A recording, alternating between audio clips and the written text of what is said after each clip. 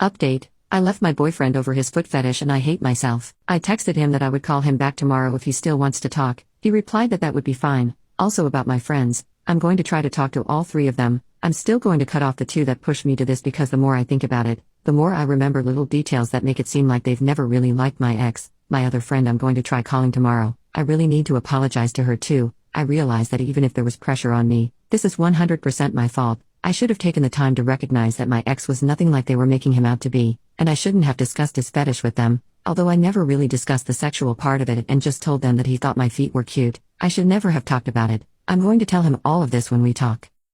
Update 2. I texted him again asking if he'd be okay meeting up in person rather than talking over the phone. I would rather see him face to face and apologize directly to him, rather than over the phone. He replied that he was fine with that, so I'll be heading over to meet him around noon. Let me preface this next part by saying I know none of this absolves me at all for what I've done, but I want to give you some context to this situation. I've been together with those three friends of mine since high school. We have always been very close and I've trusted them with a lot of intimate details about my life. We all helped each other through bad times and enjoyed a lot of good times too. They were also my first really close friends. In grade school and early high school I kept a lot to myself and didn't interact very much with other kids. I have other friends now, but no one I trusted as much as them. I think a lot of you are right in saying that I have no spine and have let them choose everything for me. Now that I think about it, I'm struggling to think of a time when I chose what we were doing on a particular day or where we were eating and other stuff, and I was like that with my ex too, letting him pick whatever even when he specifically asked me what I wanted. I know none of that is an excuse for my weakness, but that's been my life.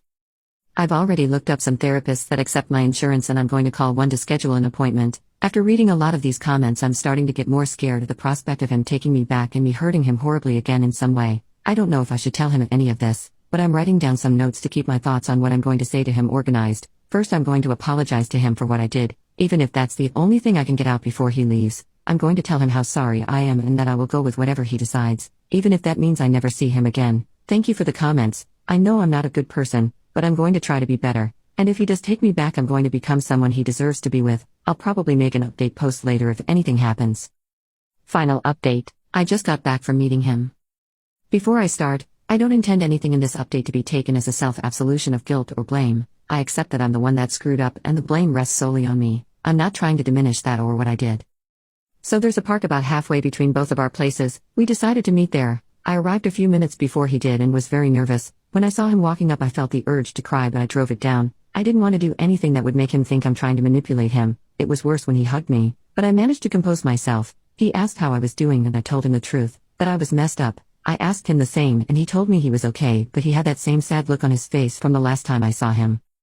I asked him if I could tell him something before we talked about anything else and pulled out the apology I had written in my notes. I told him I was sorry for everything. I was sorry for making him feel unsafe with me. I was sorry for ever insinuating that he was a perv. I was sorry for betraying his trust and telling others about our intimate life. I was sorry for not communicating with him. I was sorry for not standing up for him. I was sorry for not standing up for myself and letting my opinion of him be colored by anything other than the two of us. I was sorry for leaving him in the dark for a month and not talking to him sooner. I was sorry for my drunken rant, for trying to emotionally manipulate him into coming back to me, and especially for making him feel like I still thought he was a perv. I was sorry for hurting him the same way his ex had.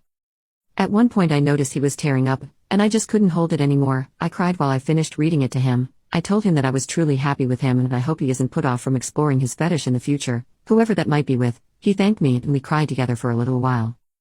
He started talking and told me the reason he called was that two of my friends had contacted him and explained that they were worried about me and told him some of what had happened. It was the neutral friend along with one of the two friends who had fed me the stuff about foot fetishes. I didn't get a lot of the specifics, and I didn't ask anything else because there was more important stuff he wanted to talk about, but I guess I could get what happened straight from one of them. I was a little deflated after he told me this and worried he might think I was trying to manipulate him through my friends, but he quickly moved on.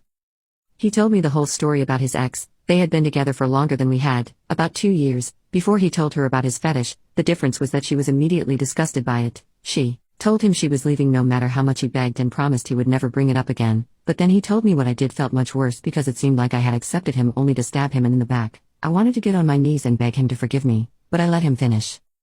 In the end, we were both quiet for a while before he asked if we were done. I know I should have been strong and told him that I would go with whatever he decided, but I'm weak. I asked him if there was any chance we could still be together. He told me that he still had feelings for me but that he couldn't handle me hurting him again. I mentioned the stuff with my friends and that I was looking to start therapy. He told me he was happy that I was doing that, but it wasn't changing his mind. He said there might be a chance in the future, after I've worked on myself, but right now he was too hurt. I get the feeling that he was just saying that so I wouldn't be hurt. We hugged again and said goodbye, and I had to fight every urge in my body to not run after him.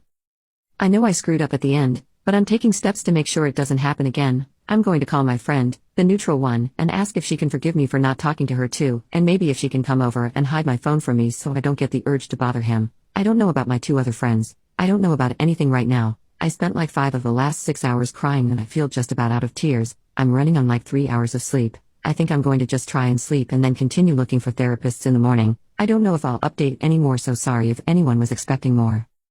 Extra update. So this is going to be the last thing I'll post. I slept for a while, and when I woke up my friend got in contact with me and came over. She wasn't the least bit mad at me and was just concerned that I hadn't talked to her. I apologized profusely to her. I really don't deserve her kindness, but it honestly felt good after everything today. To the people who messaged me with concern, thank you, and I think I'll be fine. I'm still going to go to therapy to work on my problems and make sure I never do something like this to someone I love ever again. I'm probably never posting on this account again. I had some people messaging me some weird shit and claiming to be people in my life. So if you ever see someone try and make an update for this story, it ain't actually me. The only person in my circle that actually uses Reddit is my friend that's with me now. I showed her this and she's assured me she won't post about it. Good night.